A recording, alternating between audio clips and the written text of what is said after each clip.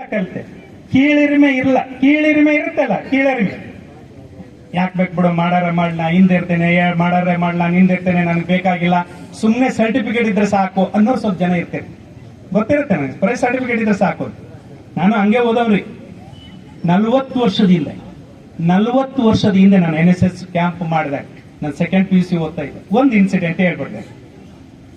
Camp ಕಡೆ ದಿವಸ ಸಮಾರೋಪ ದಿವಸ ನಮ್ ಸರ್ NSS ಅಧಿಕಾರಿ, ಇಲ್ಲಿವರೆಗೂ ವೇದಿಕೆ ಯಾರು ಹತ್ತಿಲ್ಲ, ಯಾರ್ಯಾರು ಹತ್ತಿಲ್ಲ, ಎಲ್ಲದರಲ್ಲೂ ಪಾತ್ರ ಆಗ್ಬೇಕು.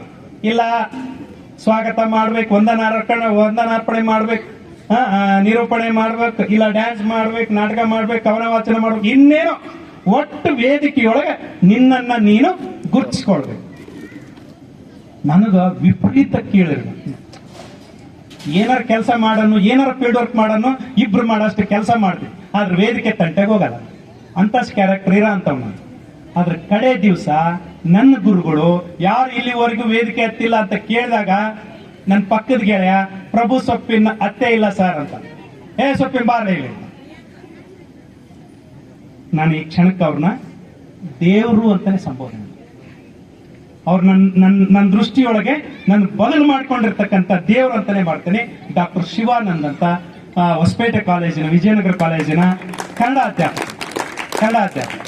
ಯಾವತ್ತೂ ನೆನೆಸ್ತೇನೆ. ಕರೆದ್ರು, 2 ಕಡೆ ಮೈಕ್ ಇಟ್ಕೊಂಡ್ರೆ, ಆ ಕಡೆ ಒಂದು ಈ ಕಡೆ ಒಂದು, ನಾನು ಈ ಕಡೆ ನಿಂತ್ಕೊಂಡೆ, ಆ ಕಡೆ ನಿಂತ್ಕೊಂಡೆ, ಹಿಂಗೆ ದೊಡ್ಡ ದೊಡ್ಡ ಅತಿಥಿಗಳು ಸಮಾರೋಪ ನೋಡ್ಲಿಕ್ಕೆ ದೊಡ್ಡವರು ಬಂದಿದ್ದಾರೆ ಅಂತದ್ರೊಳಗೆ ಎಲ್ಲರೂ ಯಾರು ಬಾ ಸರ್ ಬ್ಯಾಡ, ಏನ್ ರಿಕ್ವೆಸ್ಟ್ ಮಾಡ್ಕೊಂಡ್ರೆ ಇಲ್ಲ.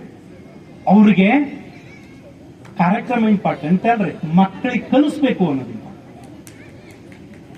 ಶಿಬಿರಾರ್ಥಿಗಳಿಗೆ ಕಲಿಸ್ಬೇಕು ಅನ್ನೋದು ಇಂಪಾರ್ಟೆಂಟ್. ಈ ಶಿಬಿರ ಅದಕ್ಕೇನೆ ಇರೋದು. ಇಲ್ಲಿ ಸಣ್ಣ ಪುಟ್ಟ ವ್ಯತ್ಯಾಸ ಆದ್ರೆ ಆಗಲ್ವ, ಕಲಿಬೇಕು, ನೋಡಬೇಕು, ನೀವು ನೋಡಿ ಕಲಿಬೇಕು. ಏನೇನ್ ತಪ್ಪಾಗುತ್ತೆ, ನಾನು ಹೋದ್ರೆ ಆ ತಪ್ಪು ಮಾಡಬಾರ್ದು, ಏನೇನ್ ತಪ್ಪಾಗುತ್ತೆ, ನಾನು ಹೋದ್ರೆ ಈ ತಪ್ಪು ಮಾಡಬಾರ್ದು ಅನ್ನೋ ಪರಿಜ್ಞಾನ ಇಟ್ಕೊಂಡು ಇಲ್ಲಿಗೆ ಬರೋದು. ಅವತ್ತು ಸರ್ ಆ ಕಡೆ ನಿಂತಿದ್ದಾರೆ, ಶಿಬಿರದ ಅಧಿಕಾರಿಗಳು, ನಾನು ಈ ಕಡೆ ನಿಂತಿದ್ದೇನೆ. ನಾ ಹೇಳ್ದಂಗೆ ಹೇಳು ಬ್ಯಾಡ್ ಅಂತ, ನಾ ಹೇಳ್ದಂಗೆ ಹೇಳು ಅಂತಂದ್ರೆ, ಈ ಸಮಾರಂಭದ ನಾನು ಅನ್ಬೇಕು, ಈ ಕಡೆ ಸಮಾರಂಭದ ಅಧ್ಯಕ್ಷತೆ ವಹಿಸಿರುವ ಇಡೀ ಕಾರ್ಯಕ್ರಮ ಹಿಂಗೆ ಹೇಳಿದ್ರು. ಅವರು ಇನ್ಸಲ್ಟ್ ಅಂತ ಹೇಳಿಲ್ಲ. ನಾನು ಅವತ್ತಂದ್ರೆ ಇನ್ನೆಂದು NSS ಬ್ಯಾಡ್ ಅಂತ ಓಡೋಗ್ಬೇಕಾಗಿತ್ತು, ಇನ್ನೆಂದು NSS ಬ್ಯಾಡ್ ಅಂತ ಹೋಗ್ಬೇಕಾಗಿತ್ತು. ನಾನು ಅವತ್ತ ಅಪಮಾನ ನನಗೆ ಆಯ್ತು ಅಂತ ಅನ್ಕೊಂಡಿದ್ರೆ, ನಾನು ಕೊಂಬಳಿ ಒಳಗೆ ಏನೋ ಕೆಲಸ ಮಾಡ್ಕೊಂತ ನೀರ್ ಹಾಸ್ಕೊಂತ ಇರ್ತಿದ್ದೆ. ನಾನು ಅದನ್ನ ಇಲ್ಲಿ ಆಗ್ತಕ್ಕಂಥ ಘಟನೆಗಳು ನಾನು ಹೇಳ್ತೇನೆ. ಇಲ್ಲಿ ಮೇಷ್ಟ್ರು ಬೈತಾರೆ, ನಿಮಗೆ ಅಧಿಕಾರಿಗಳು ಬೈತಾರೆ, ಯಾರ್ಯಾರೋ ಬೈತಾರೆ. ಯಾರು ಅದನ್ನ ಇನ್ಸಲ್ಟ್ ಅಂತ ಅನ್ಕೊಂಡು, ಯಾರು ದ್ವೇಷ ಇಟ್ಕೊಂಡು ನಿಮ್ಮನ್ನು ಬೈಯಲ್ಲ, ಯಾವ ಮೇಷ್ಟ್ರನ್ನು ಬೈಯೋದಿಲ್ಲ. ಬೈಬೇಕಾದ್ರೆ 10 ಸಲ ಯೋಚನೆ ಮಾಡಿ ಬೈತಾರೆ ಅನ್ನೋ ಸತ್ಯ ಗೊತ್ತಿರಲಿಲ್ಲ. ಮತ್ತೆ ನಿಮ್ಮನ್ನು ಸುಮ್ಮನೆ ಬಾಯಿಗೆ ಬಂದಂಗೆ ಬೈಯಲ್ರಿ, ಬೈಬೇಕಾದ್ರೂ ಅದು 10 ಸಲ ಯೋಚನೆ ಮಾಡ್ತಾರೆ, ಅದ್ರ ಎಫೆಕ್ಟ್ ಏನಾಗುತ್ತೆ ಅಂತ. ಅವತ್ತೇನಿದ್ದಿಲ್ಲ, 40 ವರ್ಷದಿಂದ ಇದ್ದಿಲ್ಲ. ನಮಗೆ ಹೊಡಿತಿದ್ರು, ಹೊಡಿಸ್ಕೊಂಡಿವಿ NSS ಕ್ಯಾಂಪ್ನವ್ರು. ಇವತ್ತಿಲ್ಲ.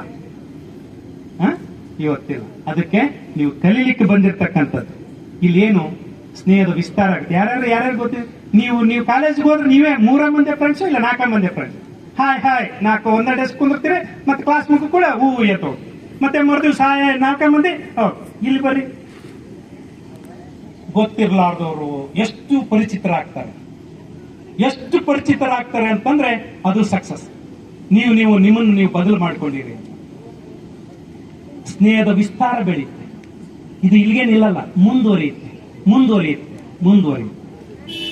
ಸ್ನೇಹದ ವಿಸ್ತಾರ ಬೆಳೆಯುತ್ತೆ, ಸೌಹಾರ್ದತೆ ಬೆಳೆಯುತ್ತೆ. ಎಲ್ಲರೂ ಕೂಡಿ ಬದುಕಬೇಕು ಅಂತ, ಎಲ್ಲರ ಜೊತೆಗೂ ಬದುಕಬೇಕು ಅನ್ನೋ ಸೌಹಾರ್ದತೆ ಕಲಿಸ್ಕೊಡುತ್ರಿ. ನಾನು ಹಂಗೆ ನಾನು ಕಲ್ತಿದ್ದೇನೆ. ಅದು NSS ನಾನು ಕೊಟ್ಟಿರ್ತಕ್ಕಂಥದ್ದು. ಹಿಂಗಾಗಿ ನನ್ಗೆ ಹೆಮ್ಮೆ ಇದೆ. ನನ್ನ ರಕ್ತದ ಕಣದಲ್ಲಿ NSS ಇದೆ. ಗೊತ್ತಿದ್ದೇನೆ. ನಾನು ಓದು ಕಲ್ಸಿಲ್ರಿ. ಇದು ನಾನು ಹಿಂಗ್ ಬದಲಾಗಿದ್ದೇನೆ ಅಂದ್ರೆ ನಾನು ಓದು ಅಲ್ಲ, NSS. ಮತ್ತೆ ಇದು ಉತ್ಪ್ರೇಕ್ಷಣ ಅಲ್ಲ, ನಿಮ್ಗೇನೋ ಮೋಟಿವೇಶನ್ ಮಾಡ್ಲಿಕ್ಕೆ ಬಂದಿದ್ದೆ ಅಲ್ಲ. ನಾ ಚೇಂಜ್ ಆಗಿರೋದೇ ನಿಮ್ಗೆ ಹೇಳ್ತೇನೆ. ನಾ ಚೇಂಜ್ ಆಗಿರೋದೇ ಹೇಳ್ತೇನೆ. ನೀವು ಆಗಿದ್ರೆ ಆಗಿ, ಬಿಟ್ರೆ ಬಿಟ್ಟು ನಿಮ್ಮಿಷ್ಟ. ನಾನು ಆಗಿರೋದು ಹೇಳಿರ್ತಕ್ಕಂಥದ್ದು. ಮೋಸ ಮಾಡೋದು, ವಂಚನೆ ಮಾಡೋದು ಖಂಡಿತ ಇತ್ತು, ಅದೆಲ್ಲ ಇತ್ತು. ಮೋಸ ಮಾಡೋದು, ವಂಚನೆ ಮಾಡೋದು, ಯಾರಿಗೋ. ಹೆಂಗಿದೆ ಮನಸ್ಥಿತಿ ಅಂತಂದ್ರೆ ಇನ್ನೊಬ್ರಿಗೆ ಕಷ್ಟ ಕೊಡೋದು, ಇನ್ನೊಬ್ರಿಗೆ ಕಷ್ಟ ಕೊಟ್ಟು ಸಂತೋಷ ಪಡೋ ಸ್ಥಿತಿ ಬಂದಿದ್ದೇವೆ ನಾವು. ಎಷ್ಟೆಷ್ಟು ಕಷ್ಟ ಕೊಡ್ತಿದ್ದೇವೆ ಅಷ್ಟಷ್ಟು ಸಂತೋಷ ಪಡೋ ಅಂತ ಲೆವೆಲ್ ಬಂದಿದ್ದೇವೆ. ಹೌದಾ? ಯಾರಿಗಾರ ಕಷ್ಟ ಆದ್ರೆ ಆಗ್ಬೇಕಾಗಿತ್ತ ಅನ್ನೋ ಸ್ಥಿತಿಗೆ ಬಂದಿದ್ದೇವೆ. ಕನಿಕರ, ಕರುಣೆ ವಿಳಾಸಿಲ್ದಂಗೆ ಹೋಗ್ಬಿಟ್ಟಿದಾವ್ರಿ. ಅವು ವಿಳಾಸಿಲ್ದಂಗೆ ಹೋಗ್ಬಿಟ್ಟಿದಾವೆ. ಅದು ಕಲಿಸುತ್ತೆ, ಕರುಣೆ ಕಲಿಸುತ್ತೆ, ಕನಿಕರ ಕಲಿಸುತ್ತೆ, ತಾಯಿ ಮಮತೆ ಕಲಿಸುತ್ತೆ, ತಾಯಿಯ ವಾತ್ಸಲ್ಯ ಕಲಿಸುತ್ತೆ. ನೀವು ನಿಮಗೆಲ್ಲ ನಾನು ನಿಮ್ಮ ಶಿಬಿರ ಅಧಿಕಾರಿಗಳಿದ್ದಾರೆ, ಶಿಬಿರಾಧಿಕಾರಿಗಳಿಗೆ ನೀವು ಅಭಿನಂದನೆ ಪೂರ್ವಕವಾದಂತ ಒಂದು ನನ್ನ ಪರವಾಗಿ ಒಂದು ದೊಡ್ಡ ಚಪ್ಪಾಳೆಯನ್ನು ಕಟ್ತೀನಿ. ನೀವು ಕೊಡೋ ಗಿಫ್ಟ್ ಏನಂತ ಅವ್ರಿಗೇನೋ ಇಷ್ಟಲ್ಲ. ಇದನ್ನ ಇಷ್ಟು ಸಂಘಟನೆ ಮಾಡ್ಬೇಕಾದ್ರೆ ಒಂದ್ ತಿಂಗಳು ಮುಂಚೆನೆ ಪ್ಲಾನ್, ಯಾವ ದಿವಸ ಯಾರನ್ನ ಹಾಕ್ಬೇಕು, ಯಾವ ದಿವಸ ಏನೇನ್ ಮಾತಾಡ್ಸ್ಬೇಕು, ಏನೇನೆಲ್ಲ ಪ್ಲಾನ್ ಮಾಡ್ಬೇಕು. ನಿಮ್ಮನ್ನೆಲ್ಲ ಇಲ್ಲಿ ಕರ್ಕೊಂಡ ಮೇಲೆ ಕಣ್ಣಾಗಿ ಮೈಯೆಲ್ಲ ಕಣ್ಣಾಗಿ ಕಾಯ್ತಾ ಇರ್ತಾರೆ, ಮೈಯೆಲ್ಲ ಕಣ್ಣಾಗಿ ಕಾಯ್ತಾ ಇರ್ತಾರೆ. ನಿಮ್ಮ ಅಪ್ಪ ಅಮ್ಮರಿಗಿರಲ್ಲ ಕಾಳಜಿ, ಅದ್ರ ದುಪ್ಪಟ್ಟು ಕಾಳಜಿ ಇಟ್ಕೊಂಡು ಕಾಯ್ತಾ ಇರ್ತಾರೆ. ಹೌದಲ್ಲ? ಏನಾರ ಇನ್ಸಿಡೆಂಟ್ ಏನಾರ ಆಯ್ತು ಅಂತಂದ್ರೆ ಕಳಂಕ ಬರೋದು ಫಸ್ಟ್ ಅವ್ರಿಗೆ ಅನ್ನೋ ಕಾರಣಕ್ಕೋಸ್ಕರನೇ ಅವ್ರು ಅಷ್ಟು ಎಚ್ಚರಿಕೆಯಿಂದ ಕಾಯ್ತಾ ಇರ್ತಾರೆ ಅಂದ್ರೆ ಕಾಳಜಿ ಮಾಡ್ತಾ ಇರ್ತಾರೆ. ಮತ್ತೆ ಈಗ ನೀವು ಬಂದಿರೋದೇನು, ನೀವು ಇಲ್ಲಿ ಬಂದಿರೋದೇ ಏನು, ಯಾವ ರೆಪ್ರೆಸೆಂಟೇಟಿವ್ ಅಂತಂದ್ರೆ ನೀವು ನಿಮ್ಮ ಅಪ್ಪ ಅಥವಾ ನಿಮ್ಮ ಅಮ್ಮನ ಮಗನಾಗಿ ಬಂದಿಲ್ಲ. ನೆನಪಿಟ್ಕೊಳ್ಳಿ, ನೀವು ಬಂದಿರೋದು SRMPP ಪ್ರಥಮ ದರ್ಜೆಯ ಕಾಲೇಜಿನ ವಿದ್ಯಾರ್ಥಿನಿಯಾಗಿ ಬಂದಿದ್ದಾರೆ. ನೀವು ಯಾವ್ದೋ ನಿಮ್ಮೂರು ಪ್ರೆಸೆಂಟ್ ಮಾಡಿಲ್ರಿ, ನೀವು ನಿಮ್ಮ ಅಪ್ಪ ಅಮ್ಮನ ಪ್ರೆಸೆಂಟ್ ಮಾಡಿಲ್ರಿ. ಇಲ್ಲಿ ನೀವು ಕಾಲೇಜಿನ ರೆಪ್ರೆಸೆಂಟೇಟಿವ್ ಆಗಿ ಬಂದಿದ್ದೀರಿ. ಅದು ಕಾಳಜಿ ಇರ್ಲಿ. ಇಲ್ಲಿ ಏನಾದ್ರೂ ಅಚಾನಕ್ ಏನಾದ್ರೂ ನಡೀತು ಅಂತಂದ್ರೆ ಊರಾಗೆಲ್ಲ ಏನ್ ಹೇಳ್ತಾರೆ, ನಿಮ್ಮ ಅಮ್ಮನ ಹೆಸರು ಹೇಳಲ್ರಿ, ನಿಮ್ಮೂರ ಹೆಸರು ಹೇಳಲ್ರಿ. ಏನ್ ಹೇಳ್ತಾರೆ? SRMPP ಕಾಲೇಜ್ ಹುಡುಗರು. ಏನಪ್ಪ ಮಾರ, ಹೌದು ಇನ್ನೊಂದ್ಸರಿ NSS ಕ್ಯಾಂಪ್ ನಮ್ಮೂರಿಗೆ ಬೇಡ ಅನ್ನಂಗ ಆಗ್ಬಾರ್ದು. ಅದಕ್ಕೆ ನಾನು ಯಾಕೆ ಹೇಳ್ತಿದ್ದೇನೆಂದ್ರೆ ಫಸ್ಟ್ ಡೇ ಇದೆ, ಇನ್ನು 5 ದಿವಸನೋ 6 ದಿವಸ ನೀವು ಇರಬೇಕಾಗಿದೆ. ನೀವು ನಿಮ್ಮ ವ್ಯಕ್ತಿತ್ವವನ್ನ ಕಂಟ್ರೋಲ್ನೊಳಗೆ ಇಟ್ಕೊಳ್ಳಿ, ಹೆಂಗ್ ಬೇಕಂಗ್ ವರ್ತನೆ ಮಾಡಿ. ನೆಕ್ಸ್ಟ್ ಸರ್, ಈ ಊರವ್ರು ಹೋಗಿ ಕಾಲೇಜ್ಗೆ ಹೋಗಿ ನೆಕ್ಸ್ಟ್ ಕ್ಯಾಂಪ್ನ ನಮ್ಮ ಊರೊಳಗೆ ಹಾಕಿ ಅನ್ನಂಗ್ ಬರ್ಬೇಕು. ಹಂಗಿರ್ಬೇಕು ನಿಮ್ಮ ವರ್ತನೆಗಳು, ಹಂಗಿರ್ಬೇಕು ನಿಮ್ಮ ಕೆಲಸ, ಹಂಗಿರ್ಬೇಕು ನಿಮ್ಮ ಶ್ರಮದಾನ, ಹಂಗಿರ್ಬೇಕು ಕಲ್ಚರಲ್ ಇವೆಂಟ್, ಹಂಗಿರ್ಬೇಕು. ನಿಮ್ಮನ್ನ ಮತ್ತೊಮ್ಮೆ ಇದೇ ಊರವರು ಕರ್ಕೊಂಡು ಬರ್ಬೇಕು, ನೀವಾಗಿ ಬರೋದಲ್ಲ. ಹಂಗೆ ಪರಿಣಾಮಕಾರಿಯಾಗಿ 7 ದಿವಸಗಳನ್ನ ನೀವು ಕಳಿಬೇಕು. ನಾವು ನಾಗೇನಹಳ್ಳಿ ಕ್ಯಾಂಪ್, ಹೊಸಪೇಟೆ ಕಾಲೇಜ್ನಾಗ ನಾಗೇನಹಳ್ಳಿ ಕ್ಯಾಂಪ್, ಆ ಊರವರು ಅಷ್ಟೇ ಪ್ರೀತಿ, ಅಲ್ಲಿ ಶಿಬಿರ ನಡೆದ್ರು ಅಷ್ಟೇ ಸಕ್ಸಸ್. ಹಂಗೆ ನಿಮ್ಮ ಇರಬೇಕು, ಜಾತ್ಯತೀತವಾಗಿ ಬಂತು. ನಾನು 25 ವರ್ಷ ಡಿಗ್ರಿ ಕಾಲೇಜ್ ಲೆಕ್ಚರ್ ರೀ. ನಾನು ಈಗ ಬಿಟ್ಟಿದ್ದೇನೆ. ಬಿಟ್ಟು ಬಹಳ ಪ್ರೀತಿಯಿಂದ ಖುಷಿ ಮಾಡ್ತಾ ಇದ್ದೇನೆ. ನಾನು ರೈತ ಆಗಿದ್ದೇನ್ರಿ, ನಾನೊಬ್ಬ ಅಪ್ಪಟ ರೈತ. 25 ವರ್ಷ ಗೌರ್ಮೆಂಟ್ ಕಾಲೇಜ್ನೊಳಗೆ 3 ವರ್ಷ ಮಾಡಿದ್ದೇನೆ. ಕನ್ನಡ ಲೆಕ್ಚರ್ ಆಗಿ ನಿಮ್ಮ ಕಾಲೇಜ್ನೊಳಗೆ 3 ವರ್ಷ ಮಾಡಿದ್ದೇನೆ ಟೆಂಪ್ರವರಿಯಾಗಿ. GVR ಕಾಲೇಜ್ನೊಳಗೆ 24 ವರ್ಷ ಮಾಡಿದ್ದೇನೆ. ಬಿಡಿ, ನಾನು ರೈತ, ಹೆಮ್ಮೆಯಿಂದ ಹೇಳ್ಕೊಂತೇನೆ. ನಾನು ರೈತನ ಮಗ, ಹೆಮ್ಮೆಯಿಂದ ಹೇಳ್ಕೊಂತೇನೆ. ಈಗ ರೈತ ಅಂದ್ರೆ ಇನ್ಸಲ್ಟ್ ಅನ್ನಂಗ್ ಬಂದಿದೆ ಅಲ್ರಿ, ಅಪಮಾನ ಅನ್ನಂಗ್ ಆಗಿದೆ ಅಲ್ರಿ. ನನಗಿಲ್ಲ, ನಾನು ಎಲ್ಲೋದ್ರೂ ರೈತ ಅಂತ ಹೆಮ್ಮೆಯಿಂದ ಹೇಳ್ಕೊಂತೆ. ಹೌದು, ನಾನು ದುಡಿತೆ, ನನ್ನ ಬೆವರ ಭೂಮಿ ತಾಯಿ ಮೇಲೆ ಬೀಳುತ್ತೆ, ನಿತ್ಯ ಕಳಿಸ್ತೇನೆ. ನನಗೆ ಶ್ರಮದಾನ ಕಲಿಸಿದ್ದಾರೆ NSS ವೇದಿಕೆ. ಇಲ್ಲ ಅಂದ್ರೆ ನಾನು NSS ಸೇರದೆ ಹೋಗಿದ್ರೆ ದುಡ್ಡಿನ ಕೊಂಬು ಬರ್ತಿದ್ವು ನನಗೆ. ಈಗಿಲ್ಲ, ಶ್ರಮದಾನದಿಂದನೇ ನಿನ್ನ ಬದುಕನ್ನ ಕಟ್ಕೊಳ್ಳು ಅಂತಂದ ಕಲಿಸ್ಕೊಟ್ಟಿದ್ದೆ. ಶ್ರಮದಾನ ಮಾಡ್ತೀನಿ, ಬಹಳ ಪ್ರೀತಿಯಿಂದ ಮಾಡ್ತೇನೆ. ಎಲ್ಲಿ ಆಯಾಸವಾಗಲಿ ಅವ್ರಿಗೆ ಮಾಡ್ತೇನೆ, ರೆಸ್ಟ್ ಮಾಡ್ತೇನೆ. ಆಯಾಸ ಆಗಲಿವರೆಗೆ ಮಾಡ್ತೀನಿ, ರೆಸ್ಟ್ ಮಾಡ್ತೀನಿ. ಅಪಮಾನ ಅಲ್ಲ. ಕೃಷಿ ಮಾಡೋದು ಅಪಮಾನ. ಕೃಷಿ ಮಾಡೋದಿದ್ರೆ ನಮ್ಗೆ ಅಂಗಿಸಿದ್ದಾರೆ, ನನಗೆ ಅಂಗಿಸಿದ್ದಾರೆ. ಅಯ್ಯೋ, ಕೃಷಿ ಮಾಡೋದಿದ್ರೆ MA MPhil ಯಾಕೆ ಓದ್ಬೇಕಿತ್ತ?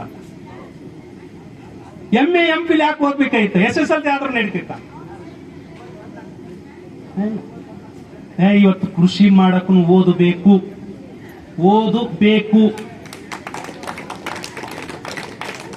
ಓದಿಲ್ದಾನೆ ಕೃಷಿ ಮಾಡಕ್ ಹೋಗ್ರಿ, ಒಗ್ಗೋದಿಲ್ಲ. ಹಂಗಾಗಿದೆ. ಭೂಮಿ ಒಗ್ಗೋದಿಲ್ಲ. ಓದಬೇಕು. ಕೃಷಿ ಮಾಡಬೇಕಾದ್ರೂ ಓದಬೇಕು. ಯಾಕೆ ಓದಬೇಕು ಅಂತಂದ್ರೆ ಇವತ್ತು ಆಧುನಿಕ ತಂತ್ರಜ್ಞಾನ ಇದೆ ಕೃಷಿಯೊಳಗೆ. ಇದನ್ನ ಬಳಸ್ಕೊಳ್ಬೇಕು ಅಂತಂದ್ರೆ ನಮಗೆ ಓದಿನ ನಾಲೆಡ್ಜ್ ಬೇಕು. ಅದನ್ನ ಕರೆಕ್ಟ್ ಆಗಿ ಬಳಸ್ಕೊಂಡವನು ನಾನು ಒಬ್ಬವನು. ನಾನೇ ಅಲ್ಲ, ನಾನು ಒಬ್ಬವನು. ಕರೆಕ್ಟ್ ಆಗಿ ಅದನ್ನ ಬಳಸ್ಕೊಳ್ತಾ ಇದ್ದೆ. ನಾನು ನದಿ ದಂಡೆ ಇರ್ತಕ್ಕಂಥ ಊರು. ನದಿ ದಂಡೆಯೊಳಗಿರ್ತಕ್ಕಂಥ ಊರು. ಸಿಕ್ಕಾಪಟ್ಟೆ ನೀರು, ಒಳಿನೇ ಇದೆಯಲ್ಲ. ನಮ್ಮೂರಾಗ ಒಳಿನೇ ಹರಿಸ್ಬಿಡ್ತಾರ್ರಿ ಗದ್ದಿಯರು ಒಳಿನೇ ಹರಿಸ್ತಾರೆ. ನಾನಿಲ್ಲ, ಬಹಳ ಜಾಗೃತನಾಗಿ ನೀರನ್ನ ಬಳಸ್ತಾ ಇದ್ದೇನೆ. ನನ್ನಲ್ಲಿ ನೀರಿದೆ ಅಂತ ಬೇಕಾಬಿಟ್ಟಿ ಬಳಸಲ್ಲ. ಇದು NSS ಕಲಿಸಿಲ್ಲ, ನಾನು ಓದು ಕಲಿಸಿ. ಓದು ಕೃಷಿಗೂ ಬೇಕು ಅನ್ನೋದಕ್ಕೆ ಇದು ಸಾಕ್ಷಿ. 50 ಎಕರೆ ಹನಿ ನೀರಾವರಿ ಮಾಡಿದ್ದೀನಿ. 50 ಎಕರೆ ಹನಿ ನೀರಾವರಿ ಮಾಡಿದೆ ಅಂದ್ರೆ ನಾನು ಎಷ್ಟು ಅಗತ್ಯ ಬೇಕಾಗಿದೆ ಅಷ್ಟೇ ನೀರು ಕೊಡ್ತೇನೆ.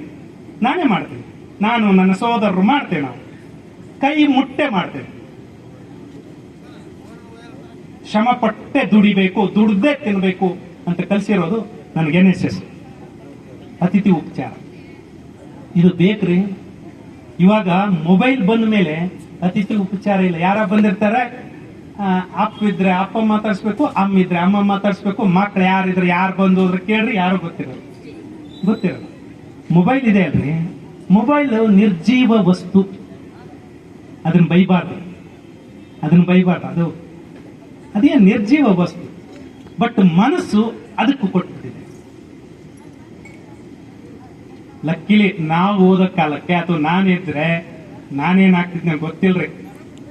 ಬಟ್ ಭಾರಿ ನಿಯಂತ್ರಣ ಇಟ್ಕೊಂಡಿರ್ತಕ್ಕಂಥದ್ದು, ಮೊಬೈಲ್ ಮೇಲೆ ಭಾರಿ ನಿಯಂತ್ರಣ ಇಟ್ಕೊಂಡು ಮೊಬೈಲ್ ಅನ್ನ ಸತ್ಕಾರ್ಯಕ್ಕೆ ಬಳಸಬೇಕು ಅನ್ನೋದು ಸತ್ಯ ಗೊತ್ತಿದ್ದು ಅದನ್ನಷ್ಟಕ್ಕೆ ಬಳಸ್ತಾ ಇದ್ದೀವಿ. ನಾವು ಏನೇನೆಲ್ಲ ನೋಡ್ತೇವಲ್ಲ, ಏನೇನೆಲ್ಲ ನೋಡಿ ಏನೇನೆಲ್ಲ ಪ್ರಪಾತಕ್ಕೆ ಬೀಳ್ತೇವಲ್ರಿ. ಪ್ರತಿ ದಿವಸ ಇನ್ಸಿಡೆಂಟ್ ಮೊಬೈಲ್ ಒಂದು ಇದೇ ಇರುತ್ತೆ. ಹೆಂಗೆ ಬದುಕು ಹಾಳು ಮಾಡ್ಕೊಂಡಿದ್ದಾವೆ. ಮೊಬೈಲಿಂದ ಬದುಕು ಪ್ರಪಾತಕ್ಕೆ ಹೋಗಿ ಜೀವ ಕಳ್ಕೊಂಡಿರ್ತಕ್ಕಂಥ ಎಷ್ಟು ಇನ್ಸಿಡೆಂಟ್ ಇದಾವೆ. ನಂದು ಒಂದು ಇನ್ಸಿಡೆಂಟ್, ನನಗೊಂದು ಹೆಮ್ಮೆ ಅನಿಸುತ್ತೆ. ನಾನು ಮೊಬೈಲ್ ಅನ್ನ ಸದ್ಬಳಕೆ ಮಾಡ್ಕೊಳ್ಳೋದು ಒಂದು ಇನ್ಸಿಡೆಂಟ್ ಹೇಳ್ಬಿಡ್ತೇನೆ. ಏನು ಅಂತಂದ್ರೆ, ನಾನು ಕಾಲೇಜ್ ಬಿಟ್ಟಿದ್ದೇನೆ. ಕಾಲೇಜ್ ಬಿಟ್ಟು 5 ವರ್ಷ ಆಗಿದೆ. ಪಾಠ ಮಾಡೋ ಹುಚ್ಚಿರೋ ಅಂತ ನಾನು ಅಧ್ಯಾಪಕ. ಭಾರಿ ಪಾಠ ಮಾಡೋ ಹುಚ್ಚಿರೋದು, ಹುಚ್ಚಚ್ಕೊಂಡಿದ್ದೆ ನಾನು. ಹೀಗಾಗಿ ಶಬ್ದಮಣಿ ದರ್ಪಣ ಮತ್ತು ಛಂದಸ್ಸು ಅನ್ನೋ 2 BA ಫೈನಲ್ ಇಯರ್ ಇರ್ತಕ್ಕಂಥ ಸಬ್ಜೆಕ್ಟ್ಗಳನ್ನ ಆನ್ಲೈನ್ ಕ್ಲಾಸ್ ಉಚಿತವಾಗಿ ಮಾಡ್ತೀವಿ. ಎರಡು ಕಾರಣ. ಏನ್ 2 ಕಾರಣ? ಒಂದು, ಮೊಬೈಲ್ ಅನ್ನ ಕರೆಕ್ಟ್ ಆಗಿ ಸದ್ಬಳಕೆ ಮಾಡ್ಕೊಳ್ಳೋಬೇಕು. ಕರೆಕ್ಟ್. ಮತ್ತೆ ಅದಕ್ಕೂ ಬಳಸಲ್ರಿ ನಾನು. ಮತ್ತೆ ಎದಕ್ಕೋ ಏನೇನೋ ನೋಡೋದು, ಇನ್ನೊಂದು ಬಹಳ ಕಡಿಮೆ ರೀ. ಕೆಟ್ಟದ್ದು ನೋಡಕ್ ಹೋಗಲ್ಲ. ಅದು ಏನ್ ತೋರಿಸ್ತಾ ಇದೆ ಅಂದ್ರೆ ನಾನು ನೋಡಕ್ ಹೋಗಲ್ಲ. ಅಷ್ಟು ಮೈಂಡ್ ಸೆಟ್ ಮಾಡ್ಕೊಂಡಿರ್ತಕ್ಕಂಥ, ಹಂಗೆ ಸೆಟ್ ಮಾಡ್ಕೊಂಡಿದ್ದೇನೆ. ನೋಡಲ್ಲ, ಅದು ಬೇಕಾಗಿಲ್ಲ. ನನಗೇನ್ ಬೇಕಾಗಿತ್ತು ಅಷ್ಟೇ ನೋಡ್ಕೊಳ್ಳಿ. ಅದು ಹೆಂಗಿದೆ ಅಂತಂದ್ರೆ, ನಿಮ್ಗೇನೋ ನೋಡಕ್ ಹುಚ್ಚಿಡಿಸ್ತೈತ್ರಿ. 1 ಸರಿ ತೋರಿಸ್ತೈತ್ರಿ, 2 ಸರಿ ತೋರಿಸ್ತೈತ್ರಿ, 3 ಸರಿ ತೋರಿಸ್ತೈತಿ. ನೀವು ಕಾನ್ಸಂಟ್ರೇಟ್ ಚೇಂಜ್ ಮಾಡ್ತೀರಿ, ನಿಮ್ಮ ನೋಡೋ ಬದಲಾವಣೆ ಆಗತ್ತೆ, ನಿಮ್ಮನ್ನ ತಂದಾಗಿ ಕರ್ಕೊಂಡು ಹೋಗ್ಬಿಡು. ಹಿಂಗಾಗಿ ಎಷ್ಟು ಜೀವ ಕಳ್ಕೊಂಡಿದ್ದಾರೆ, ವಯಸ್ಸಿನವ್ರ ಜೀವ ಕಳ್ಕೊಂಡಿದ್ದಾರೆ. ಹೌದಾ? ಹಿಂಗಾಗಿ ಮೊಬೈಲ್ ಅನ್ನ ದೂರ ಇಟ್ಕೊಳ್ರಿ. ಬದುಕಿನ ದೈನಂದಿನ ಚಟುವಟಿಕೆ ಹಿಂಗಿದೆ ಅಲ್ಲ, ಏನೋ ಶಿಸ್ತಿದೆ ಅಲ್ಲ, ಆ ಶಿಸ್ತನ್ನ ಮ್ಯಾಕ್ಸಿಮಮ್ ರೂಢಿಸ್ಕೊಂಡವ್. ಬೇಗ ಎದ್ದೇಳ್ಬೇಕು. ನಾನು ಬೈ ಮಿಸ್ಟೇಕ್ 5:30 ಮೇಲೆ ಎಂದೂ ಎದ್ದೇ ಇಲ್ಲ. NSS ಕ್ಯಾಂಪ್ ಸೇರಿ ಬಿಟ್ಟಾದ್ಮೇಲೆ ಎಂದೂ ಎದ್ದಿಲ್ಲ, ಎಂದೆಂದೂ ಎದ್ದಿಲ್ಲ. ನಾನು 4:15 ಬಂದು ಮಲಗಿದ್ರು 5:15 ಎದ್ದಾಡ್ತೀನಿ, 5:15 ಎದ್ದಾಡ್ತೀನಿ. ನೀವು ಬೇಕಾದ್ರೆ ಸುಳ್ಳು ಅನ್ಕಳಿಬೇಕಾದ್ರೆ, ಆದ್ರೆ ಸತ್ಯ ನನ್ನ ಮನಸ್ಸಿನ ಮಾತು.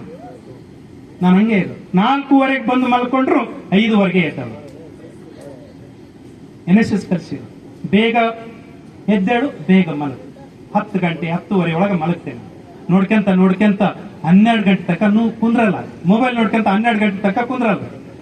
ಸೂರ್ಯನ ಬಂದು ಎಬ್ಸಲ್ರಿ ನನ್ನ, ಸೂರ್ಯನ ಎಬ್ಸೋದಿಲ್ಲ ನನ್ನ. ಇದು ಕಲಿಬೇಕಾಗಿದೆ ನಿಮಗೆ ಮೊದಲು ಬೇಕಾಗಿರೋದು ಪೇಷನ್ಸ್. ಇವತ್ತಿನ ವಿದ್ಯಾರ್ಥಿಗಳಿಗೆ ಪೇಷನ್ಸ್ ಬೇಕ್ರೆ, ಸಂಯಮ ಬೇಕ್ರೆ. ಯಾರಿಗೆ ಸಂಯಮ ಇರ್ತಾರೆ ಅವರು ತುಸು ಆದ್ರೂ ಬೆಳೀತಾರೆ ಅನ್ನೋ ಸತ್ಯ ಗೊತ್ತಿದೆ. ಪೇಷನ್ಸ್ ಬೇಕು, ಸ್ಟೂಡೆಂಟ್ಸಿಗೆ ಪೇಷನ್ಸ್ ಬೇಕ್ರೆ. ಅದನ್ನು ರೂಢಿಸ್ಕೊಳ್ಳಿ. ದಿನಚರಿ ನಿಮಗೆ ಕೊಟ್ಟಿದಾರ, ನೀವ ನೋಟ್ಬುಕ್ ತಂದಿದ್ದೀರಾ ನನಗೆ ಗೊತ್ತಿಲ್ಲ. ನೋಟ್ಬುಕ್ ತಂದಿದ್ದೀರ ನೋಡಕ್ಕೆ ಬರೀಲಿಕ್ಕೆ ಇಲ್ಲ. ಒಂದು ದಿನಚರಿ ಅಂತ ಇರುತ್ತೆ. ತಂದಾರ ಸರ್, ತಂದಿದ್ರೆ ಚೆನ್ನಾಗಿ. ದಿನ ಬರೆಯೋದನ್ನ ರೂಢಿ ಮಾಡ್ಕೊಳ್ಳಿ. ಮಲಗಬೇಕಾದ್ರೆ ಬರ್ದಿಟ್ಟು ಮಲಗಬೇಕು.